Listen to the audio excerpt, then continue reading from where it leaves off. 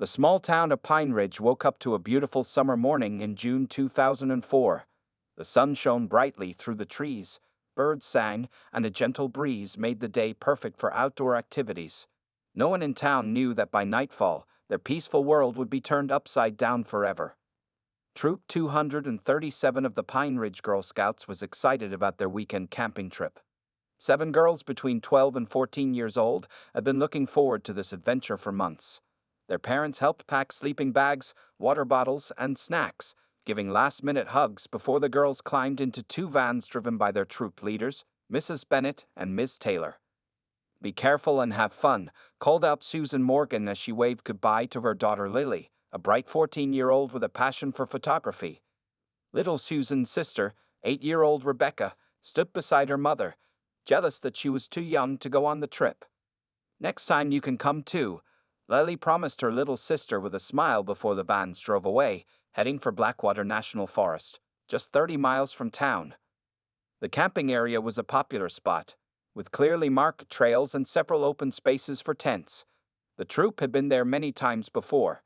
Mrs. Bennett, who had led the troop for over 5 years, knew the area like the back of her hand. They had a detailed plan: set up camp Friday afternoon, hike the easy trail on Saturday morning, and explore the small caves in the afternoon before returning home Sunday. When the vans didn't return by 5 p.m. on Sunday, parents started to worry. By 6 p.m., Mr. Taylor, Ms. Taylor's husband, called the forest ranger station. The rangers said the group had signed in on Friday but never signed out. Sheriff Cooper organized a search team immediately. By nightfall, 20 people with flashlights were calling out names in the forest. They found the campsite exactly as planned, with 7 tents in a circle around a small fire pit, but something was very wrong. All the tents were empty. Sleeping bags were still rolled out. A pot of half-cooked stew sat on a portable stove. Personal items like cameras, books, and backpacks were still in the tents. It looked like everyone had simply vanished in the middle of preparing dinner. "I don't understand," said Ranger Wilson, shining his flashlight around the empty camp. "There's no sign of animal tracks, no struggle, nothing stolen. It's like they just disappeared into thin air." By morning, the search had grown to include police from 3 counties, search dogs, and a helicopter. The dogs followed the scent of the girls to Blackwater Creek, about half a mile from the camp, but then the trail mysteriously ended. The helicopter spotted nothing unusual from above. Days turned into weeks. The FBI joined the search. Parents took time off work to join search parties that combed every inch of the forest. Divers checked the creek and the small lake it fed into. Missing person posters with 7 young faces and 2 adult women were put up across 3 states. But Troop 237 had vanished without a trace. As summer ended and fall began, the official search was called off. The case remained open, but with no new leads, there was little the authorities could do. The parents of Pine Ridge were left with an unbearable question mark where closure should be. In Susan Morgan's home, Lily's bedroom remained untouched. Her school books still sat on her desk. Her clothes still hung in her closet. And little Rebecca began to understand that her sister might never come home again. The disappearance of Troop 237 became the dark mystery that would haunt Pine Ridge for years to come. No one who lived through that summer would ever forget the 7 girls and 2 women who walked into Blackwater Forest and simply vanished from the face of the earth. 5 years passed since the disappearance of Troop 237. The small town of Pine Ridge was not the same anymore. What was once a close and happy community had become a place filled with sadness, anger, and suspicion. The parents of the missing girls suffered the most. In the Morgan home, Susan and Tom Morgan's marriage fell apart under the weight of their grief. Tom started drinking too much. He couldn't bear to see Lily's empty room every day. Susan became obsessed with finding answers. She covered the walls of their living room with maps, newspaper articles, and pictures related to the disappearance. "Mom, please eat something," 13-year-old Rebecca would say, bringing soup to her mother who often forgot to eat while lost in her research. The other families weren't doing much better. The Johnsons moved away just 6 months after their daughter Emily vanished. They couldn't handle the pitying looks from neighbors or the painful memories on every street corner. The Williamses got divorced. Mrs. Bennett's husband had a heart attack from stress and died 2 years after his wife disappeared. The town itself became divided. Some people believed that the girls and their leaders had met with foul play, perhaps at the hands of a stranger passing through. Others thought it might have been a terrible accident, maybe a flash flood or a hidden sinkhole that left no evidence. A few even whispered about supernatural explanations, which only made the families of the missing more upset. "I wish people would stop making up crazy stories," Rebecca said one day when she heard classmates talking about alien abductions. "It's not a campfire tale, it's our lives." The Blackwater National Forest, once popular with hikers and campers, became a place people avoided. The campsite where Troop 237 had set up their tents was now overgrown, with only a small wooden memorial marker to show what had happened there. The local Girl Scout chapter closed down after most parents became too afraid to let their daughters join. Every year on the anniversary of the disappearance, fewer and fewer people attended the memorial service. By the 5th year, only the families and a handful of close friends gathered to light candles and share memories. Sheriff Cooper, who had led the original search, retired early. The case had broken his spirit. "In 30 years of law enforcement, I've never seen anything like it," he told the local newspaper on his last day. "It's like they were just erased from the world." The FBI officially labeled it a cold case. The thick files were stored away in a basement somewhere, rarely looked at anymore. But Susan Morgan never gave up. She wrote letters to everyone she could think of: private detectives, psychics, wilderness experts, even TV shows that investigated mysteries. Most never replied. Those who did couldn't offer any new help. Rebecca watched her mother's health decline as she poured all her energy into the search. Susan's once dark hair turned completely gray. Deep lines formed around her eyes from lack of sleep. But her determination never wavered. "I will find out what happened to your sister," Susan promised Rebecca on the 5th anniversary, "even if it takes the rest of my life." What no one realized was that Susan Morgan was actually getting closer to the truth. In her messy piles of research, between the wild theories and dead ends, she had found small pieces of a much bigger puzzle. She had noticed patterns that everyone else had missed. In an old leather journal, Susan wrote down her findings, connecting seemingly unrelated facts with red string. She had started to suspect that what happened to Troop 237 wasn't an isolated incident, and she was right. But it would take 15 more years and her daughter's help before the shocking truth would finally come to light. 20 years had passed since the disappearance of Troop 237. Rebecca Morgan was now 28 years old, working as a journalist in Chicago. She had a small apartment, a cat named Leo, and a 4-year-old daughter named Lily, named after the aunt she never met. Rebecca had tried to build a normal life away from Pine Ridge and its painful memories. But the mystery of what happened to her sister and the other girls had always stayed with her, a shadow that never went away. Then, on a cold January morning, Rebecca got the call she had been dreading for years. Her mother, Susan Morgan, had passed away in her sleep. The doctor said it was heart failure, but Rebecca knew her mother had really died from a broken heart. 20 years of searching for answers had worn her down. 2 days later, Rebecca found herself back in Pine Ridge for the first time in 5 years. The town looked smaller than she remembered. Many stores on Main Street were closed now, with for sale signs in their windows. Pine Ridge was dying, just like her mother had. After the small funeral, Rebecca went to her childhood home to pack up her mother's things. The house was exactly as she remembered: simple, clean, but filled with the evidence of her mother's obsession. Maps still covered the walls. Boxes of files sat in every corner. "Your mom never stopped looking," said Mrs. Peterson, their old neighbor who brought over a casserole. "Even when everyone else gave up, she kept going." That night, after putting Lily to bed in her old bedroom, Rebecca started going through her mother's things.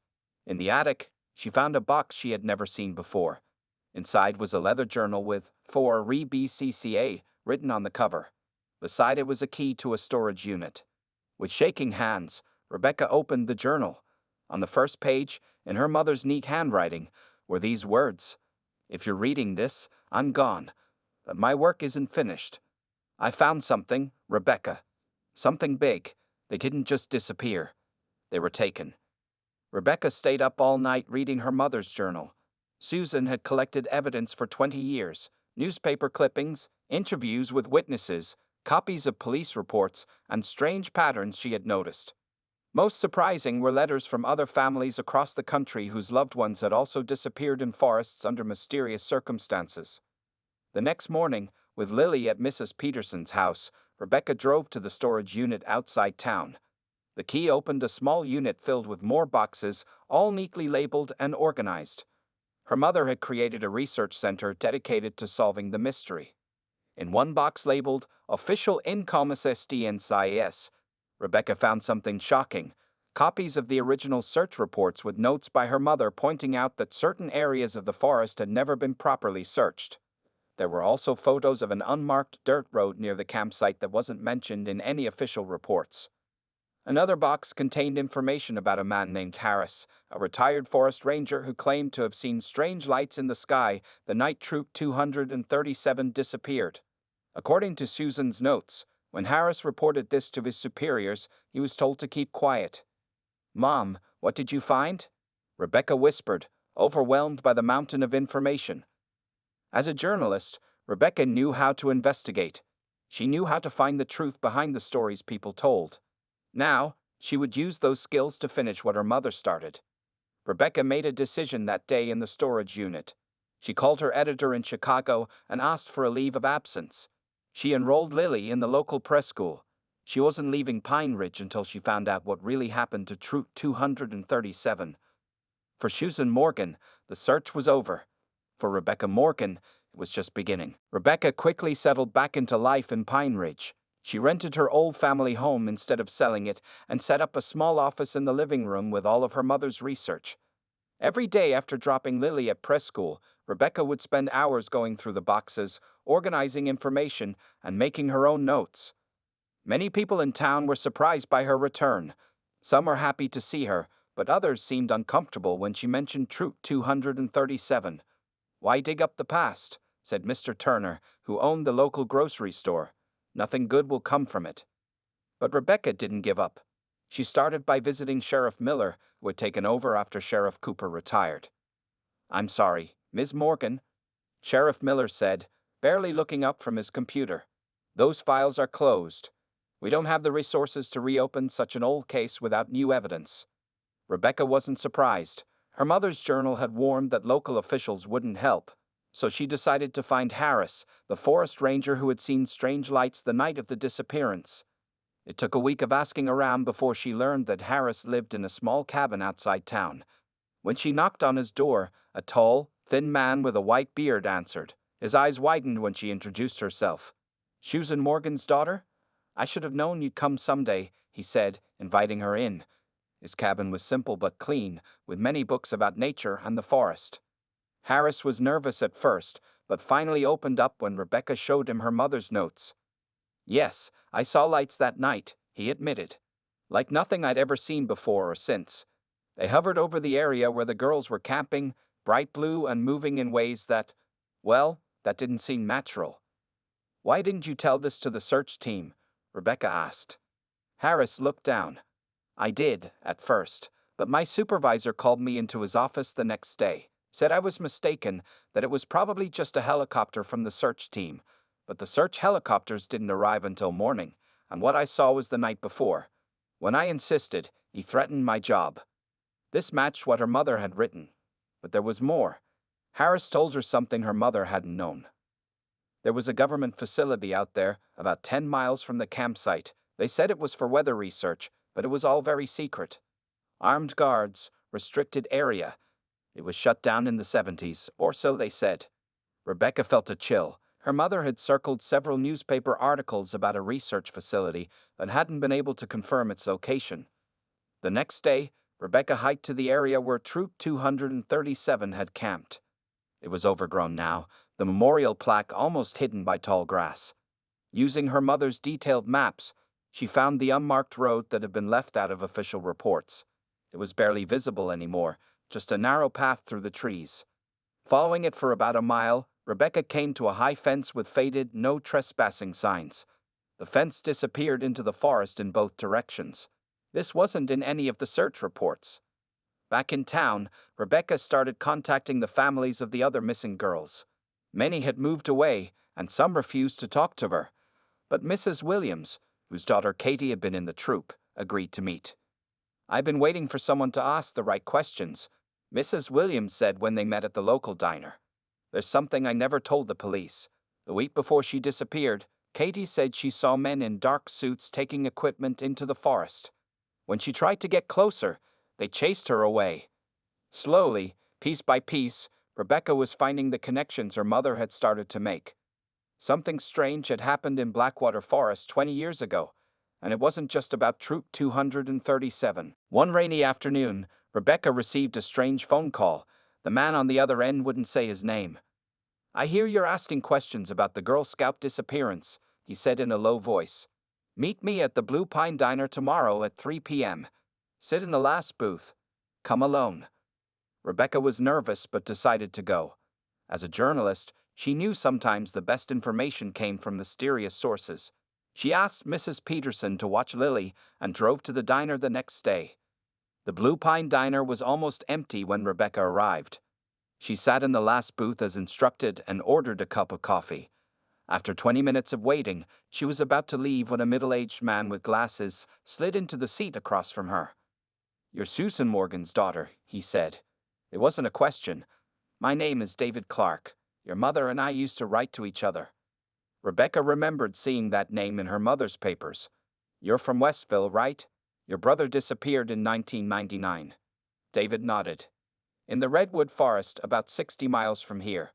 The official story was that he got lost hiking, but I never believed it. Your mother was the only one who took me seriously." He looked around nervously, then slid a piece of paper across the table. "This is an address. Go there tonight at 8 p.m.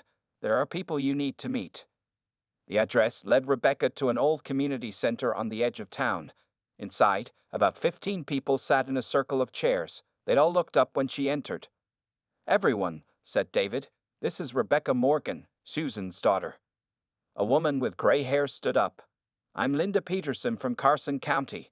My daughter disappeared in 2001. One by one, they introduced themselves. Each had lost someone in strange circumstances in different forests across the state. "We call ourselves the Forgotten," David explained. "We're families who never got answers. We share information, look for patterns. Your mother was one of us." Rebecca was amazed. Her mother had found an entire network of people dealing with similar losses. Linda showed Rebecca a large map on the wall with red pins marking disappearance locations. "Your mother noticed something important. Look at the dates and places." Rebecca studied the map.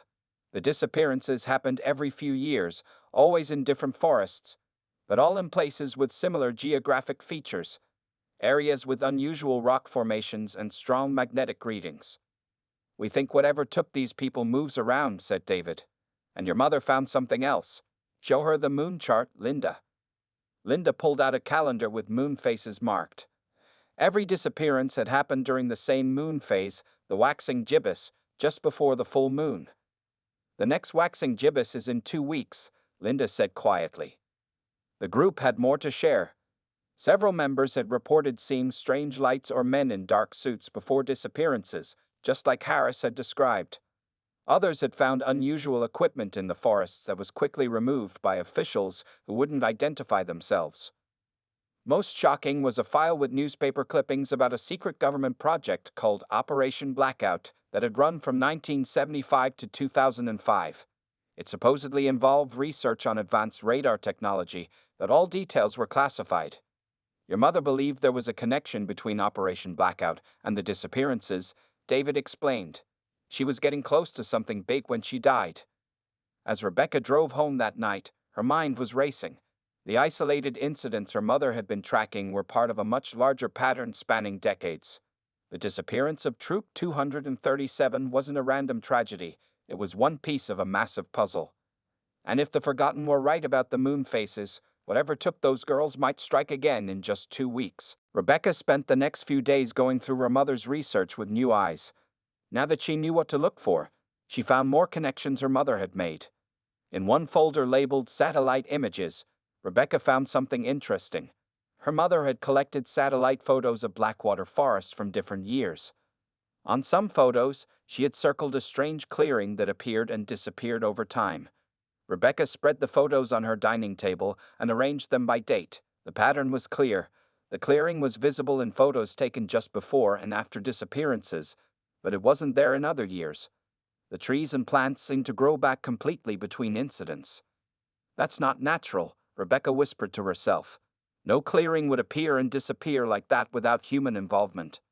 She needed to see this area from above. Rebecca called the local flight school and found a pilot named Mike who was willing to fly her over the forest for a few $100s. Just sightseeing? Mike asked as they climbed into his small plane the next morning.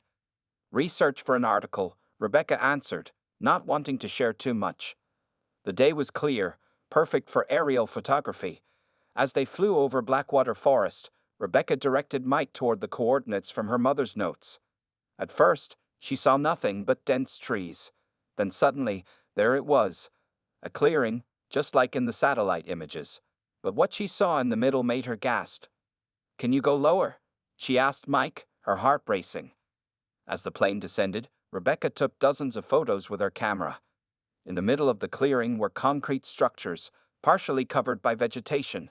They looked like bunkers or small buildings, with faded markings on their sides. "What is that place?" Mike asked, clearly surprised. "I've flown over this forest hundreds of times and never noticed those buildings." "I'm not sure," Rebecca lied. She was beginning to understand what her mother had discovered. Later that day, Rebecca showed the photos to Harris, the retired forest ranger. "I knew it," he said, his hands shaking as he looked at the images. "I knew something was out there." Then Harris broke down. Years of keeping secrets seemed to pour out of him all at once. "They made me sign papers," he confessed. "Said it was a matter of national security. There was a research facility out there in the 80s and 90s. They told us it was for weather studies, but there were always strange things happening. Equipment being moved in the middle of the night, unusual sounds, power surges that affected the whole area." "Do you think it has something to do with the disappearances?" Rebecca asked. Harris looked at her with sad eyes. "I've been afraid to make that connection for 20 years, but yes, I do. The night your sister and those girls vanished, the lights I saw came from that direction." With Harris's confirmation and her photos as evidence, Rebecca felt she finally had enough to take action. She contacted a journalist friend at a national newspaper and shared her findings. "This is big, Rebecca," her friend said over the phone. "If there's really a connection between a government facility and these disappearances, people need to know." They agreed to publish an article about Rebecca's investigation the following week. But first, Rebecca wanted to try one more thing. Using her mother's detailed maps, she planned to hike to the edge of the clearing to see the structures up close. David from The Forgotten insisted on coming with her. "Your mother would never forgive me if I let you go alone," he said. As they prepared for their hike, Rebecca had no way of knowing that they were being watched. The photos she had taken from the plane had triggered silent alarms. In an office far away, men in dark suits were discussing how to handle the daughter of Susan Morgan, who had become just as troublesome as her mother. The hike to the clearing was harder than Rebecca had expected. The path was overgrown, and they had to push through thick bushes. After 2 hours, David pointed ahead. "Look, there's some kind of fence." A tall chain-link fence blocked their way. Old, rusted signs reading Government Property, No Tour ESPSING, hung every few feet. Rebecca took photos of the fence and signs, then followed it until they found a spot where the fence was damaged. They carefully squeezed through. Just beyond the fence, they found a concrete path leading to the structures Rebecca had seen from the air. As they got closer, they could make out faded lettering on one building. U.S. Department of Energy, Facility 47. "This is it," whispered David. "Proof that something was here." Suddenly, they heard the sound of vehicles approaching. "Someone's coming." David grabbed Rebecca's arm. "We need to hide." They ducked behind some bushes just as 3 black SUVs pulled up to the buildings. Men in dark suits got out and began inspecting the area. One man was talking on a phone, looking angry. "We have a security breach." "Yes, sir. We'll handle it." Rebecca and David stayed hidden until the men left, then quickly made their way back through the forest. By the time they reached town, it was dark. "We need to release everything we know right now," Rebecca told David. "If we wait, they might try to stop us." That night, Rebecca sent all her photos, her mother's research, and her own notes to her journalist friend. The next morning, The story was published online with the headline, 20-year mystery, government facility linked to DSAPPERNCS. The article went viral within hours. News vans arrived in Pine Ridge by afternoon. Rebecca's phone wouldn't stop ringing with calls from reporters and TV shows. But not everyone was happy with the attention. Sheriff Miller called Rebecca to his office. "Do you know what you've done?" he asked angrily. "You've turned our town into a circus. And for what? Wild theories about government conspiracies?" "These aren't theories," Rebecca replied firmly. "I have evidence." 3 days after the article was published, officials from the Department of Energy arrived in Pine Ridge. They called a town meeting to address concerns and correct misinformation. The town hall was packed. Rebecca sat in the front row with members of the Forgotten beside her. A man in an expensive suit introduced himself as Director Phillips. "We understand there have been rumors about a government facility in Blackwater Forest," he began. "I can confirm that, yes, there was a research installation there from 1975 to 2005. It was used for testing radar technology. But I must strongly deny any connection between our facility and the unfortunate disappearances that have occurred in the region." The crowd murmured. Linda from the Forgotten stood up. "My daughter disappeared in 2001. The police found her backpack just half a mile from your radar facility. Are you saying that's just a coincidence?" Other family members stood up, each sharing similar stories. Director Phillips looked uncomfortable. "We sympathize with your losses, but there is simply no connection to our work." That's when Rebecca made her move. She walked to the front of the room and faced the crowd. "My mother spent 20 years collecting evidence," she said loudly. "The disappearances all happened during the same moon phase, all near areas with unusual magnetic readings. All near your radar facility. What were you really testing out there?" The room erupted with questions. Director Phillips tried to regain control but failed. As the meeting dissolved into chaos, a young man approached Rebecca quietly. He slipped a USB drive into her hand. "I work at the Department of Energy," he whispered. "There are files you need to see. The truth about Operation Blackout. Be careful who you trust." Before Rebecca could ask his name, he disappeared into the crowd. That night, Rebecca locked her doors and closed all the curtains before plugging the USB drive into her computer. Her hands shook as files appeared on the screen. There were hundreds of documents, photos, and videos labeled Operation Blackout, classified. As she opened the files, Rebecca finally found the answers her mother had spent 20 years searching for. Operation Blackout that started in 1975 as a project to develop advanced radar technology. But by the 1990s, it had evolved into something much more dangerous, experiments with what the documents called spatial distortion fields. The scientists had discovered a way to create temporary bubbles where the normal rules of space didn't apply. They could make small objects disappear from one location and reappear in another. The technology was meant for military use, a way to transport troops or supplies instantly. But there was a problem. The fields were unstable and hard to control. Sometimes they lasted longer than intended. Sometimes they appeared miles from where they were supposed to be. And sometimes, according to the reports, they caused unexpected displacement of local matter. Rebecca's heart raced as she read a report dated June 15, 2004, the exact day Troop 237 had disappeared. There had been a test that night, but something went wrong. The field expanded far beyond the test area, reaching the campsite where her sister and the other Girl Scouts were staying.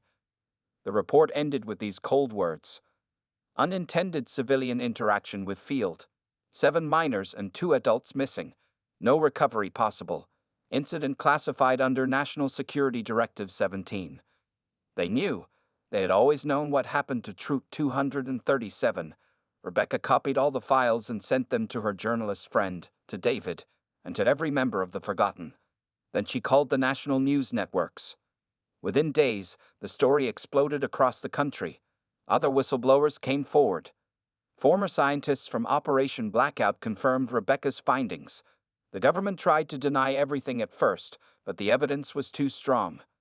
Under intense public pressure, the Department of Energy finally released an official statement admitting that experimental technology had been responsible for several unfortunate incidents in the forests around their facilities.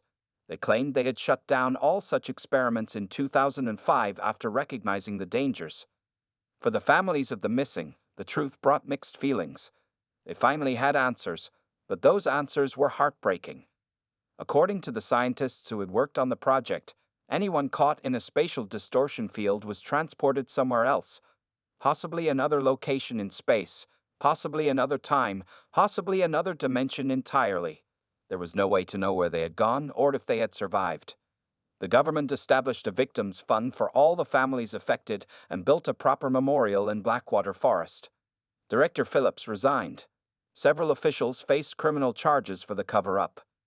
1 month after the truth came out, Rebecca stood at the new memorial with her daughter Lily. It was a beautiful stone structure with the names of everyone who had disappeared carved into it, including Lily Morgan, the aunt her daughter was named after. "Did you find what happened to Aunt Lily?" young Lily asked, placing flowers beneath her aunt's name. Rebecca knelt beside her daughter. "Yes, I did. And Grandma Susan helped me, even though she's gone now." "Where did Aunt Lily go?" Rebecca looked up at the sky. "I don't know exactly, but I like to think she's somewhere, having an amazing adventure. And someday, maybe we'll find a way to bring her home." As they walked back through the forest, Rebecca felt a sense of peace for the first time in 20 years. The mystery that had haunted her family was finally solved. The truth about Troop 237 was known. Her mother could rest now, and so could she.